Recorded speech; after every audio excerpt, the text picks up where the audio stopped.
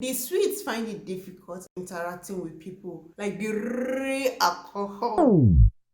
12 o'clock, is it too late for you tonight? Hey guys, welcome back to my channel. My name is Grace for those of you who don't know me, and in today's video we'll be talking about Sweden. Yes, Sverige, as he said in Swedish. These are a few things you need to know before moving to Sweden. Sweden, let me tell you guys, Sweden is a beautiful country, one of the most amazing countries you ever visit. I love Sweden. I love the weather, except for winter. It's so cold. I love how orderly, or should I say organized, the country is compared to my own country. Sweden is eco-friendly, aka environmental friendly. Sweden is a country where there are lots of opportunities to grab. It's up to you to grab them or let them be if you want to. A lot of people have excelled in Sweden. A lot of migrants have excelled in Sweden. These are a few things you need to know before deciding if you really want to move to Sweden or not. So right here, I don't know if you guys can see it, I have some things I wrote down about Sweden, some of the things I've observed, and I feel like it will be of help to one or two people that are planning to move here. And the first thing I wrote here is that Sweden, like I'm looking down because I have some things I jotted down. The first thing I wrote is that Sweden is expensive. My people, hey. No, Sweden is expensive. It's expensive. It's not just expensive. You know, there is expensive and expensive. Sweden is expensive. Things are really expensive here. But if you are working or you have a source of income, then it's better for you. For instance, making of hair. If you want to make your hair here in Sweden, hold nothing less than 3,500 kroner. I kid you not. I don't know how much that is in dollars. Children pay 250 to get their hair cut. Men pay 280 kroner to get their hair cut, while women pay about 300 or so. I really don't know why it's expensive. It's expensive cutting a woman's hair. Like cutting, you are not doing any style, like just basic cutting. If I want to make my hair, I have to hold nothing less than 3,500 depending on the style. But the least they'll collect from you is 1,000. The least of it, the person might not be so good at making hair, but 1,015. So I promise you, when you come to Sweden, you will learn to do things yourself. Like I braid my hair myself now. I braid my sister's hair because nobody got time for that. Nobody got time to start paying such amount just for braids you have in for like a month. Sorry, I'll be talking about, or rather I'll be comparing Sweden to Nigeria a whole lot because I'm a Nigerian and I have a lot of knowledge about Nigeria. So I'll be doing a lot of comparison between Sweden and Nigeria. The next one is getting an apartment here is very, very difficult. It's one of the most difficult things I know in Sweden. I kid you not.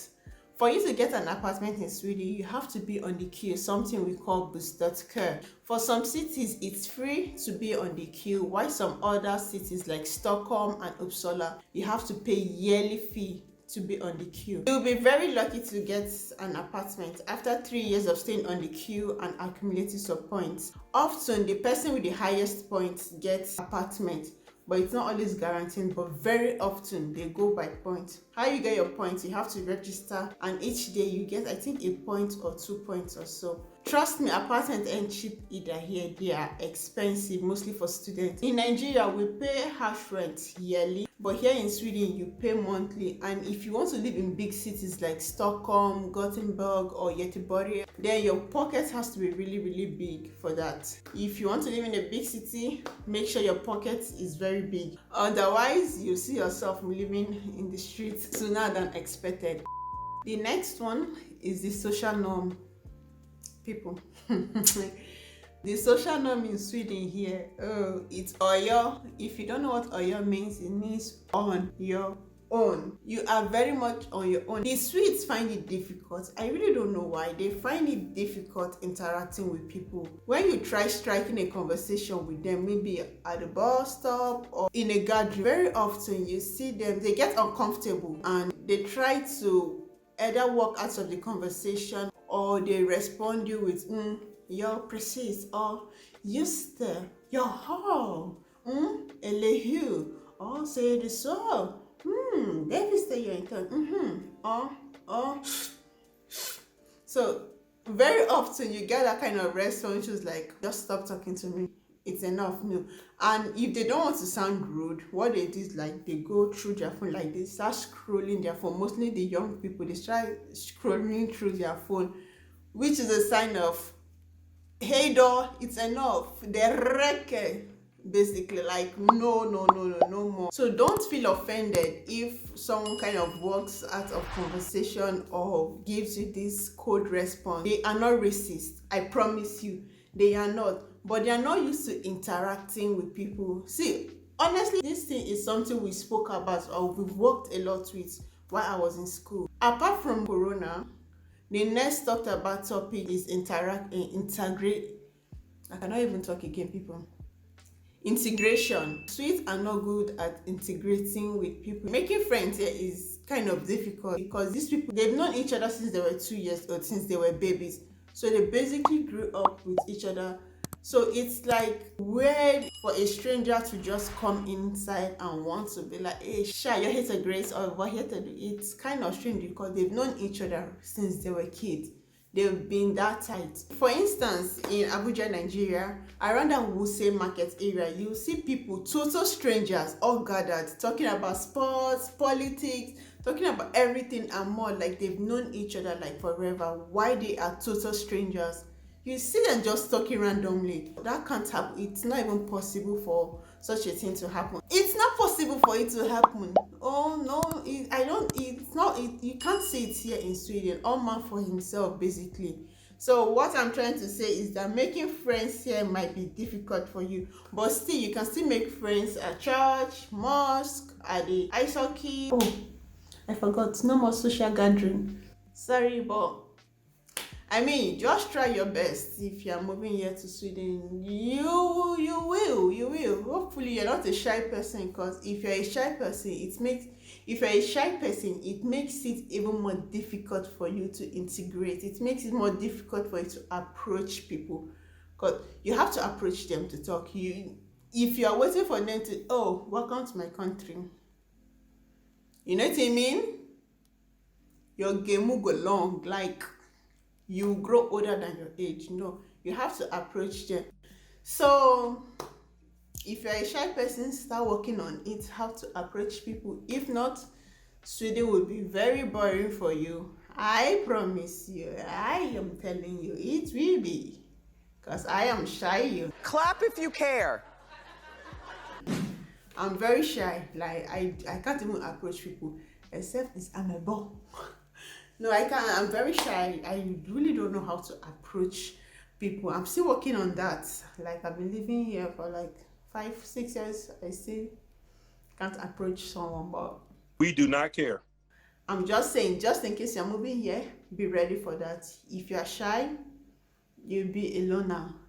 Except you have like friends or people from your country, of which in my area we are like the only Nigerians. So you see, that's why, thank God I have siblings, so they keep me company. The next thing is that alcohol can only be gotten at system blockade. Alcohol is really controlled. It is controlled by the government. You can't buy alcohol anywhere and everywhere. Unlike my country, Nigeria, you can get it at any store, even at the pharmacy. You can get alcohol, but not here in Sweden. You only get it at system blockade, and you must be 18 years old to drink alcohol. And for you to purchase alcohol from system blockade, you must be 20 years old, and you must have your leg. No, I don't mean your leg, like your leg. I mean your legitimation. I mean your ID card. That's legitimation. You must show your ID to prove that you're of age to start buying alcohol. If not, you'll be sent out of the store with no alcohol. Although you can get alcohol from usual grocery stores, they usually have like 0.5% or 3% alcohol in them. But if you need alcohol, like alcohol, like the real alcohol, there is system blockade. It is only at system blockade you can get it. The rest are just small alcohol, but system blockade. Got it. Next one is fika. Fika is very popular and important here in Sweden. The Swedes don't joke with their fikas. For those of you who don't know what fika is a coffee or cake break. Fika is a medium for the Swedes to like take break from everything happening, to make time for their friends and colleagues, just to refresh their self, refresh their mind, their brain, and strengthen their friendship. So when you make friends or any sort of relationship, just be ready to hear the word fika. When you are going, carry your fika money along. Just because I invited you for fika doesn't mean I'm paying for the fika. I invited you so we could relax. So if you know you won't pay or you can't afford fika, sit your ass back at home. You hear?